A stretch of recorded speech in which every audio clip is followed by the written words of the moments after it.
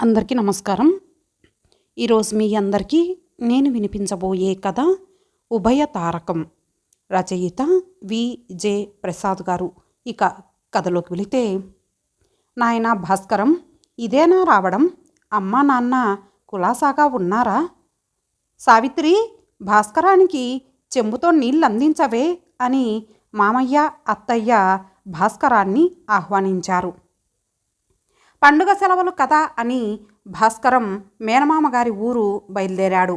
పల్లెటూరి అందాలు చూడొచ్చు, తన మరదలి పిల్ల అందాన్ని ఆస్వాదించవచ్చు, ఉభయతారకంగా ఉంటుంది కదా అని అమ్మ బయలుదేరినప్పుడే చెప్పింది. ఒరే, నేను చెప్తున్నది జాగ్రత్తగా విను. నువ్వు మా అన్నయ్య వాళ్ళ ఊరు ఎలాగో ఇన్నాళ్ల తర్వాత వెళ్తున్నావు. అక్కడ సావిత్రిని చూడు. నీకు నచ్చితే మా అన్నయ్య వస్తాడు, మీ నాన్నతో మాట్లాడతాడు. ఇదేం మెడతిరగని మేనరికం కాదు సుమా. మీ ఇద్దరికీ ఇష్టపడుతూ ఉంటేనే మీ పెళ్ళి జరుగుతుంది అని తల్లి హెచ్చరించింది.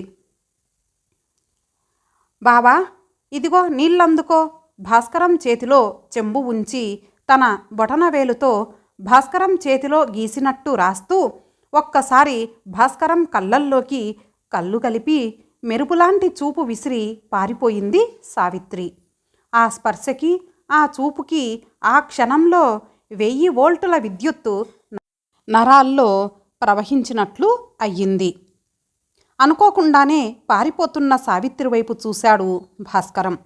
పొడవాటి జడ అటూ ఇటూ ఊగుతూ, ఇటు అటూ ఉన్న పాలవంకల్ని వెలుగుతూ ఆరుతూ ఉండే శ్రేణి దీపాల్లా కనిపింపజేసి కనువిందు కలగజేస్తోంది. జడకుచ్చులు ఆమె పిరుదుల మీద ముద్దు పెట్టుకుంటూ తమ అదృష్టాన్ని చాటుకుంటున్నాయి. భాస్కరం తన్మయుడైపోయి అలాగే ఉండిపోయాడు. ఆ జడలో నుండి రాలిన మల్లెలు బాటగా ఏర్పడి తనను రమ్మని కవ్విస్తున్నట్లు అనిపించింది. ఏంటయ్యా అల్లుడు, అటు నుండి అటే పోతావా? ముసిముసి నవ్వులు నవ్వుకుంటూ అడిగిన మామయ్య అత్తయ్య మాటలు చెవిలో పడడంతో ఈ లోకంలోకి వచ్చాడు భాస్కరం. కాళ్ళు కడుక్కొని ఇంట్లోకి నడిచాడు. మనసును సావిత్రికి తోడుగా ఉంచాడు. అల్లుడికి ఇష్టమైన గుత్తి వంకాయ కూర, దోసకాయ పెరుగు పచ్చడి, కొత్తిమీర కారం తయారు చేసి వడ్డించి అల్లుణ్ణి ఆప్యాయంగా చూడసాగింది భాస్కరం మేనత్త అనసూయ. తనకిష్టమైన వంటకాలు రుచిగా వండి వడ్డించడంతో భోజనం మీద మనసు లగ్నం చేశాడు భాస్కరం. వంటింటి చివరనున్న ద్వారం వద్ద నుండి గాజుల చప్పుడు వినిపించడంతో ఉలిక్కిపడి అటు చూశాడు. అచేతనుడయ్యాడు భాస్కరం. అక్కడ సావిత్రి ద్వారానికి ఆనుకొని నిలబడింది. వదులుగా అల్లిన బరువైన జడను ముందుకు వేసుకుంది. ఆ జడ ఆమె పొడవాటి మెడని చుట్టి భుజం మీదుగా పయ్యద మీదకు జారి పాలవంకకు నాభికి మధ్యనున్న భాగాన్ని తాకుతూ ఇంక కిందికి దిగే సాహసం చేయలేక అక్కడే ఆగిపోయింది. ఆమె జడలో పెట్టుకున్న పువ్వులు ఆమె బుగ్గల్ని చూస్తూ సిగ్గుతో ఎరుపెక్కి గులాబీలుగా మారిపోయాయి. ఒక పాదం నేల మీద మోపబడింది. కుడి పాదం ద్వారబంధం గుమ్మం మీద నుంచి బొటనవేలుతో ఆ గుమ్మం మీద గీస్తోంది. ఆమె పాదాలు తనని తాకడం వలన ఆ గుమ్మం బంగారు రంగులోకి మారిపోయి కొత్త కాంతులు సంతరించుకుంది. ఆమె చూపులు నేలని తాకుతూ పాకుతూ భూమి ద్వారా భాస్కరం గుండెల్ని తాకుతున్నాయి. భాస్కరంలోని రసహృదయం పరవళ్ళు తొక్కుతోంది. సావిత్రి, బావకి పెరుగు వడ్డించు అన్న మాటతో సావిత్రి మువ్వల పట్టీలు సవ్వడి చేస్తుండగా పరుగు పరుగున రావడం, నేలకంటుతున్న లంగాని బొడ్లో దోపుకోవడం, ఆ సమయంలో అంతవరకు దాగి బహిర్గతమైన ఆమె శరీరం సోయగాలు భాస్కరాన్ని కలవరపరిచాయి. పెరుగు వడ్డిస్తున్నప్పుడు స్థానభ్రంశం చెందిన పయ్యద ఎదలోని వంపు సొంపుల్ని బహిర్గతం చేస్తుంటే భాస్కరానికి మతిపోయినంత పనైపోయింది. భోజనం అయ్యిందని అనుకున్నాడు. అల్లుడి అవస్థను చూసిన మేనత్త ముసిముసిగా నవ్వుకుంటుంటే ఆ నవ్వుని చూస్తూ మధుర జ్ఞాపకాల్ని నెమరు వేసుకోసాగాడు భాస్కరం మేనమామ. మరునాటి ఉదయం దుప్పటి ముసుగు తొలగించి కిటికీలో నుండి బయటకు చూసిన భాస్కరానికి సూర్యోదయం బదులుగా చంద్రోదయం కనిపించింది. అక్కడ వంగి ముగ్గులు పెడుతూ తన మేని అందాలు దాచుకోలేక అవస్థపడుతూ బావ లేచిపోయి దొంగచూపులు చూస్తూ ఉంటాడేమోననే అనుమానంతో సావిత్రి ఆ కిటికీ వైపు చూస్తూ పట్టుబడిపోవడం అందుకు కారణం అయి ఉండవచ్చు. నూతి దగ్గర స్నానం చేస్తున్న భాస్కరానికి తన వీపు మీద సున్నితంగా చేతివేళ్లు తగులుతుంటే విద్యుద్ఘాతం తగిలినట్లు అనిపించి వెనక్కి తిరిగాడు. ఆ వెనక్కి తిరగడం ఊహించని సావిత్రి వెల్లకిలా పడిపోబోయింది. అసంకల్పితంగా ఆమెను పడిపోకుండా పొదివి పట్టుకున్నాడు. సావిత్రి అతనికి అతుక్కుపోయింది భయంతో. అలా ఎంతసేపు ఉండిపోయారో ఆ మన్మధుడికి కూడా తెలియదేమో. బిగి కౌగిలి విడిపించుకొని దూరంగా జరిగింది. నీ వీపు నీకు అందదుగా అమాయకంగా అంటూ చెంగున లేడి పిల్లలా పరిగెడుతూ మాయమైపోయింది సావిత్రి. ఆ విధంగా వారిద్దరికీ గాంధర్వ వివాహం జరిగిపోయింది పంచభూతాల సాక్షిగా. ఆ తర్వాత వివాహం జరిగింది పెద్దల సాక్షిగా. నూతన దంపతులు కొత్త కాపురం ప్రారంభించారు. మొదటి సంవత్సరం భాస్కరం మాటలు సావిత్రి విని అర్థం చేసుకుంది. ఆ విధంగానే భాస్కరంలోని రసహృదయాన్ని స్పందింపచేస్తూ అతని అర్ధాంగి అనిపించుకుంది. రెండవ సంవత్సరం చనువు ఏర్పడటంతో తన మనసులోని మాటలు అభిప్రాయాలు భాస్కరానికి చెప్పింది. అవి నచ్చినా నచ్చకపోయినా మనసుకు నచ్చ చెప్పుకొని ఆమె చెప్పినట్లు నడుచుకున్నాడు. ఆమెకి భర్తననిపించుకున్నాడు. మూడవ సంవత్సరం ఇద్దరు ముగ్గురయ్యారు. అక్కడితో ఇద్దరిలో సర్దుబాటు ధోరణి మాయమయ్యింది. భాస్కరం సహజ ధోరణిలో ఉన్న సావిత్రి ధోరణి మారిపోయింది. ఎంతసేపు పిల్లాడే లోకంగా మారిపోయింది. ఆ అబ్బాయిని అభిమానంగా చూడసాగాడు.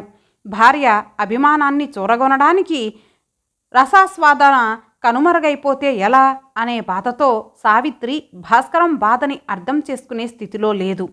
భార్య కోసం మగవాడు సంతానాన్ని అభిమానిస్తాడు, పిల్లల కోసం స్త్రీ భర్తని ప్రేమిస్తుంది అన్నది ఆర్యోక్తి.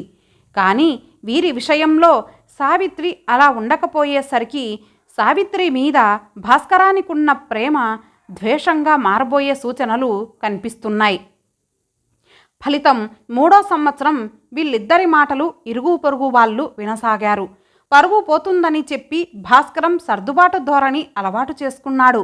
భార్యకి ఎలా చెప్పాలో అర్థం కాక చొక్కా గుండీలు పెట్టుకోవడం పూర్తయింది. తమ మధురమైన జీవితాన్ని చిరుగుల చొక్కా కప్పేసింది అని అనుకుంటూ బయటకు నడిచాడు భాస్కరం. సాయంత్రం చంద్రం భాస్కరాన్ని తోడు తీసుకొని షికారుకి బయలుదేరారు. ఇద్దరు మిత్రులు పార్కులో కూర్చున్నారు. భాస్కరం ఎదురుగా చూశాడు. పిల్లలు ఆడుకుంటున్నారు. వాళ్ళ తల్లిదండ్రులు దూరంగా చెట్టు కింద కూర్చొని ఒక కంటితో పిల్లల్ని కనిపెడుతూ ఒకరినొకరు హత్తుకుంటూ తమ లోకంలో ఉండిపోసాగారు. మనసుంటే మార్గం ఉంటుంది చంద్రం, అయినా అనుభవించడానికి కూడా యోగముండాలి అని నిస్పృహగా అన్నాడు. ఒరే భాస్కరం, ఏమీ అనుకోకు. ఈ మధ్య నీలో ఉత్సాహం చలాకీతనం తగ్గిపోయాయి. ఎంతో సరదాగా మాట్లాడేవాడివి. నోరు విప్పితే చాలు ప్రకృతి అందం ఆనందం అంటూ మమ్మల్ని ఏ లోకానికో తీసుకుపోయేవాడివి. ఆ రసికత్వం ఏమయ్యిందిరా? బాధగా అడిగాడు చంద్రం. 3 నాళ్ళ ముచ్చటగా మిగిలిపోయిందిరా. వలచి వరించిన కాంత వింతగా మారిపోయిందిరా. మధురానుభవాలు మధురానుభూతుల్ని మిగిల్చి దూరంగా పారిపోయాయి. రసాస్వాదనకు అలవాటు పడకనే పోవాలి. అలవాటు పడి అందుబాటులో ఉండి కూడా అనుభవానికి రాకుండా ఉంటే ఇదిగో నా బతుకులా అయిపోతుంది. అందుకే పోతన అన్నాడు. మందార మకరంద మాధుర్యమన తేలు మధుపంబు ఓవునే మదనములకు అని. నిరాశ నిస్పృహలే కాని నా జీవితంలో ఏమి మిగిలాయి అని తన బాధ చంద్రానికి వెళ్ళబోసుకున్నాడు భాస్కరం. దూరంగా ఉన్న దంపతులు విడివడి పిల్లల్ని నడిపించుకుంటూ పార్కులో నుండి బయటకు నడవసాగారు. నీదో రకమైన బాధ, నాదో రకమైన బాధ. అందమైన భార్య ఉంది, అనుభవించే వయసుంది. మా ఇద్దరికీ కోరికలున్నాయి. మధుర రసానుభూతి పొందాలనే ఆశ మిగిలిపోయింది. దానికి నీ సహాయం అర్థిస్తున్నాను అని ప్రాధేయపడ్డాడు చంద్రం. బాగుంది వరస. రోలొచ్చి మధ్యలతో తన బాధ చెప్పుకున్నట్లుంది. నేనే నిస్సహాయుణ్ణి. నేను ఈ విషయంలో నీకేం సహాయం చేయగలను? భాస్కరం అడిగాడు. సమయం వచ్చినప్పుడు చెబుతాను. అంతవరకు ఓపిక పట్టు. మా ఆవిడ నేను అనుకోవాలిగా అని చెప్పాడు చంద్రం.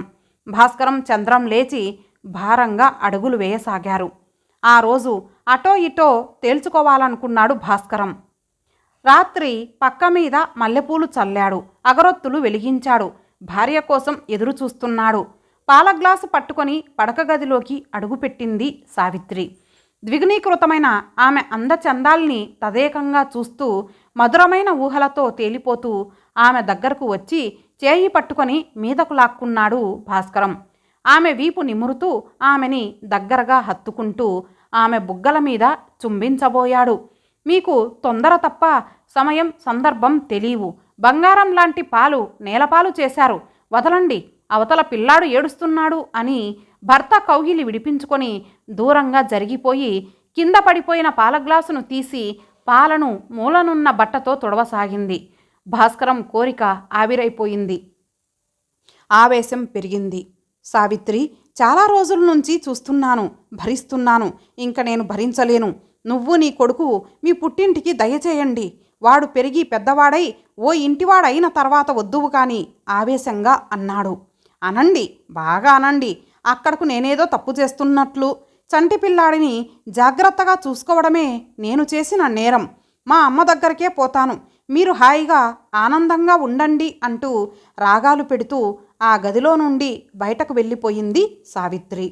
ఇది పతివ్రతా ధర్మం విరక్తిగా అనుకుంటూ రాణి నిద్ర కోసం ప్రయత్నించసాగాడు భాస్కరం. సూర్యోదయంతో సావిత్రి పుట్టింటికి బయలుదేరిపోయింది. భాస్కరం ఏమీ మాట్లాడలేదు. ఏమే సావిత్రి, అందరూ క్షేమమేనా? అల్లుడు రాలేదా? సావిత్రి చేతిలో పిల్లాన్ని ఎత్తుకుంటూ అడిగింది అన్నపూర్ణ. ఆయనకు తీరుబాటు లేదట, అందుకే నన్ను చూసుకోవడానికి అవకాశం లేదు. నువ్వు పిల్లాడు ఇబ్బంది పడిపోతారు. నువ్వు మీ అమ్మ దగ్గర ఉండిరా అని పంపించేశారు ఉక్రోషంగా అంది సావిత్రి. అల్లుడితో అమ్మాయి తగవు పడిందని అర్థమైపోయింది. ముందు ఇంట్లోకి తీసుకెళ్ళి భోజనం పెట్టి విశ్రాంతి తీసుకోమని చెప్పింది. ఆ రాత్రి తల్లి కూతుర్లు మాట్లాడుకున్నారు. అన్నపూర్ణ సావిత్రిని తిట్టిపోసింది ఆమె అవివేకానికి. ఇది ఆడవాళ్ల విషయం అని తండ్రి కలగజేసుకోలేదు. రాత్రి 11 గంటలు దాటింది. అన్నపూర్ణ రాత్రి బాగా పొద్దుపోయింది. అమ్మాయిని పడుకోమను అని తన పడక గదిలోంచి కేకలేశారు సావిత్రి తండ్రి. నువ్వు రేపు సాయంత్రం బండికే తిరుగు ప్రయాణం. మీ నాన్న అల్లుడికి టెలిగ్రామ్ ఇచ్చేశారు, పడుకో, ఆయన కసురుకుంటారు అని పొడి మాటలు మాట్లాడి బయటకు వెళ్ళిపోయింది అన్నపూర్ణ. నిద్ర పట్టని సావిత్రికి అమ్మా నాన్నల గదిలో నుండి చాలా రాత్రి వరకు నెమ్మదిగా మాటలు వినిపించాయి. సుగంధ పరిమళాలతో ఆ గది కొత్త మత్తులు సంతరించుకుంది. చక్కటి మధుర సంగీతం టేప్ రికార్డులో వినిపిస్తోంది. నీ అదరం మధురం, నీ నేత్రాలు మీనాలు, నీ నాసిక సంపెంగ పువ్వు, నీ బుగ్గలు సిగ్గుల గులాబీలు, నీ కురులు ఇంద్రనీలాల పనులు, నీ స్పర్శ చల్లని వెన్నెల తాకిడి, ఇవన్నీ నాకే సొంతం. మగ గొంతు వినిపిస్తోంది ఆ గదిలో నుండి. మీరు మాత్రం తక్కువ. మీ కౌగిలి ఉక్కు కౌగిలి కాదు, మీ మీసాలు తుమ్మెదరెక్కలు కదూ, మీ విశాల వక్షం వదిలిపెట్టడానికి ఏ ఆడదానికైనా సాధ్యమా? మరులు గొలిపే మీ మాటలు వింటూ మీ ఎద మీద సేద తీర్చుకుంటూ మీ కౌగిలిలో రగిలిపోవడం కన్నా నాకేం కావాలి? ఆడగొంతు వినిపించింది. అబ్బా, అమ్మా అనే మూలుగులు, మంచం చప్పుళ్ళు చాలాసేపు వినిపించసాగాయి సావిత్రికి. నేను వస్తున్నానని టెలిగ్రామ్ ఇచ్చినా బండికి రాలేదు. నేను 2 రోజులు లేకపోయేసరికి ఈ పనులు, పైగా తలుపులు గడియ పెట్టకుండా ఉంచేయడం. ఏం చేస్తాం? అయినా ఆయన భ్రమరం. మకరందం గ్రోలడానికి అలవాటు పడ్డారు. లేనిపోని ఆలోచనలు పెట్టుకొని ఆయనకు దూరం కావడం నాదే తప్పు అని అనుకుంటూ తన గదిలోకి వెళ్ళి తలుపులు వేసుకుంది. మర్నాడు తన భార్యలో వచ్చిన చలాకీతనం, కోరికల చూపులు చూసి భాస్కరం చంద్రం దగ్గరకు పరిగెత్తి ఆనందంగా విషయం చెప్పాడు. చూసావా మన ప్లాను ఎలా ఫలించిందో? మీ మామగారికి నువ్విచ్చిన టెలిగ్రామ్తో ఆయన స్పందించి సహకరించడం మన అదృష్టం. మన ప్లాను ఉభయతారకంగా పనిచేసింది. ఈ రాత్రి మీకు శుభశోభన రాత్రి అగుగాక నవ్వుతూ అన్నాడు చంద్రం. భాస్కరం ఆ రాత్రి అదే గదిలో అదే సుగంధ పరిమళాలతో మత్తెక్కిపోయి సావిత్రిని బంధించాడు తన కౌగిలిలో. సావిత్రి ఆ కౌగిలిలో పరవశించి కరిగిపోతూ పిల్లాడు పుట్టిన తర్వాత మీకు దూరంగా ఉండమని మా అమ్మ చెప్పింది. లేకపోతే మీకు చులకనైపోతానట. అందుకే మిమ్మల్ని బాధించాను. నన్ను క్షమించండి అని భాస్కరాన్ని తమకంగా హత్తుకుంది. నీ కురులు నావే, నీ సిరులు నావే అంటూ భాస్కరం సావిత్రికి తనకి మధ్య గాలి దూరడానికి కూడా చోటు లేకుండా చేయాలనుకున్నాడు. మధురానుభవం పొందిన తర్వాత సేద తీరుతూ తృప్తిగా భాస్కరం సావిత్రికి తన ప్లాన్ వివరించాడు. అమ్మ దొంగ అని అంటూ భాస్కరాన్ని లతలా పెనవేసుకుపోయింది సావిత్రి, భాస్కరం కళ్ళల్లోకి తదేకంగా చూస్తూ. భాస్కరానికి కరుణశ్రీ పద్యం జ్ఞాపకం వచ్చింది. చూచెద వేలను ప్రణయసుందరి నీ కాటుక కళ్ళలోని ఆలోచనలేమిటో. ఇంతటితో ఈ కథ సమాప్తం. మరలా మరొక మంచి కథతో కలుద్దాం. అంతవరకు సెలవు. నమస్తే.